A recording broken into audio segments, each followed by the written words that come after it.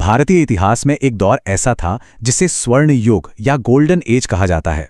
एक ऐसा समय जब कला, विज्ञान और संस्कृति अपने चरम पर थे। तो आज हम बात करेंगे गुप्त साम्राज्य की, जिसने भारतीय सभ्यता पर एक ऐसी छाप छोड़ी जो आज भी जिंदा है। तो इस सफर में हम क्या क्या देखने वाले हैं? सबसे पहले समझेंगे कि ये साम्राज्य खड़ा कैसे हुआ, फिर मिलेंगे इसके कुछ महान सम्राटों से, जानेंगे कि इसे स्वर्ण युग आखिर कहते क्यों हैं, और फिर देखेंगे कि इनका प्रशासन कैसा था, समाज कैसा था, और आखिर में ये अपने पीछे क्या विरासत छोड़ गए। तो चलिए कहानी शुरू करते हैं। हर बड़ी चीज की तरह इसकी शुरुआत भी बहुत मामूली थी। 3री शताब्दी के आखिर में प्रयाग के पास कौशांबी में एक छोटे से राज्य की नींव रखी गई। देखिए, इस वंश की नींव तो रखी श्री गुप्त ने, लेकिन साम्राज्य को असली पहचान और ताकत मिली चंद्रगुप्त प्रथम से। उन्होंने एक बहुत ही स्मार्ट मूव लिया, लिच्छवी राजकुमारी कुमारदेवी से शादी की। इससे उनकी ताकत और बढ़ गई और उन्होंने महाराजाधिराज यानी राजाओं की भी राजा की उपाधि ली। तो सबसे पहले आए श्रीगुप्त, जिन्होंने शुरुआत की। उनके बाद आए घटोत्कच, और फिर 319 ईस्वी में जब चंद्रगुप्त प्रथम गद्दी पर बैठे तो एक नए युग की, एक नए कैलेंडर की शुरुआत हुई, जिसे हम गुप्त संवत कहते हैं। चलिए अब बात करते हैं उन शासकों की जिन्होंने सही मायनों में इस साम्राज्य को बनाया। ये वो लोग थे जिन्होंने अपनी दूरदर्शिता और ताकत से भारत के इतिहास का नक्शा ही बदल दिया। सोचिए, किसी राजा को भारत का नेपोलियन कहा जाए। क्यों भाई? ऐसा क्या किया होगा उन्होंने?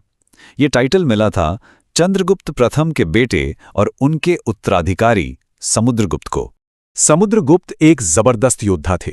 उन्होंने उत्तर भारत के 9 राजाओं और दक्षिण के 12 शासकों को हरा दिया था। और ये सब बातें हवा में नहीं हैं। उनके दरबारी कवि हरिशेन ने इलाहाबाद के स्तंभ पर उनकी सारी जीतों का ब्यौरा लिखवाया था।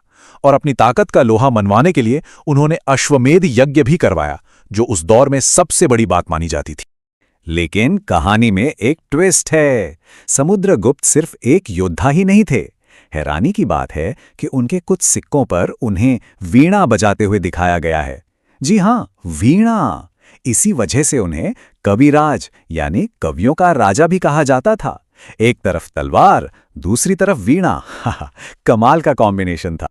अब कहानी आगे बढ़ती है समुद्रगुप्त के बेटे चंद्रगुप्त द्वितीय के साथ, जिन्हें हम विक्रमादित्य के नाम से बेहतर जानते हैं। उन्होंने शकों को हराकर साम्राज्य को और बड़ा किया और इस बड़ी जीत की याद में चांदी के सिक्के भी चलाए। असल में इन्हीं के दौर में साम्राज्य अपनी बुलंदी पर पहुंचा। और दोस्तों, यहीं से सच में शुरू होता है वो दौर जिसे हम कहते हैं स्वर्ण युग। चंद्रगुप्त द्वितीय का राज वो समय था जब संस्कृति, कला और विज्ञान ने ऐसी उड़ान भरी जो पहले कभी नहीं देखी गई थी।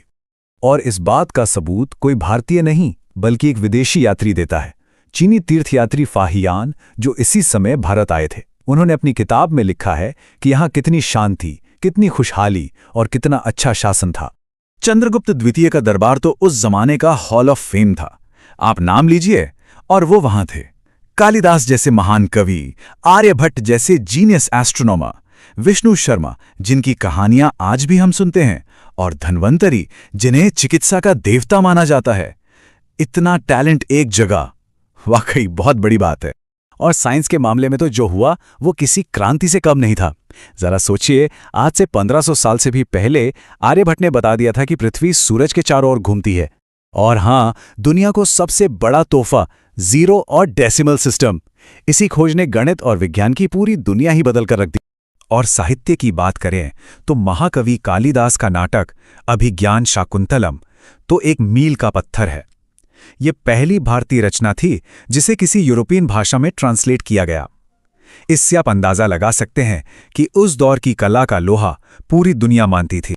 अच्छा, ये सब तो ठीक है, पर इतना बड़ा साम्राज्य, इतनी तरक्की, इसे चलाया कैसे जाता था?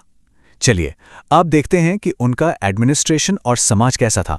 सिस्टम बहुत ही ऑर्गेनाइज था। सबसे ऊपर था पूरा साम्राज्य यानी देश। उसे बांटा गया था प्रांतों में, जिन्हें भुक्ति कहते थे।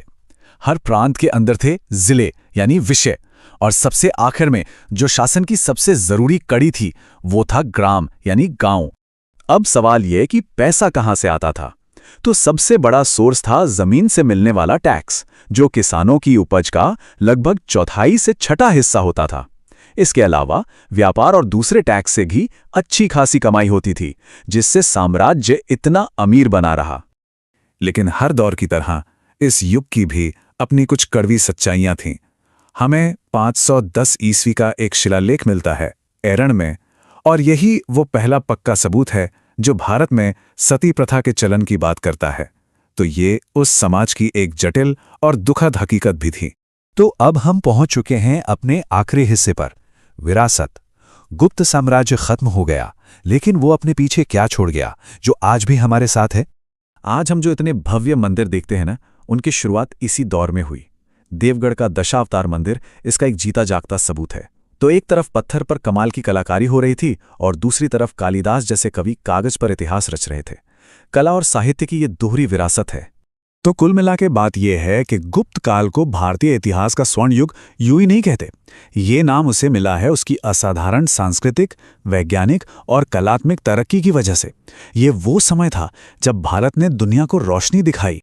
और ये पूरी कहानी हमें एक बड़े सवाल पर लाकर छोड़ देती है कि आखिर किसी भी सभ्यता के लिए स्वर्ण युग का असली मतलब क्या होता है? सिर्फ पैसा और ताकत, या फिर ज्ञान, कला और नए विचारों की आजादी?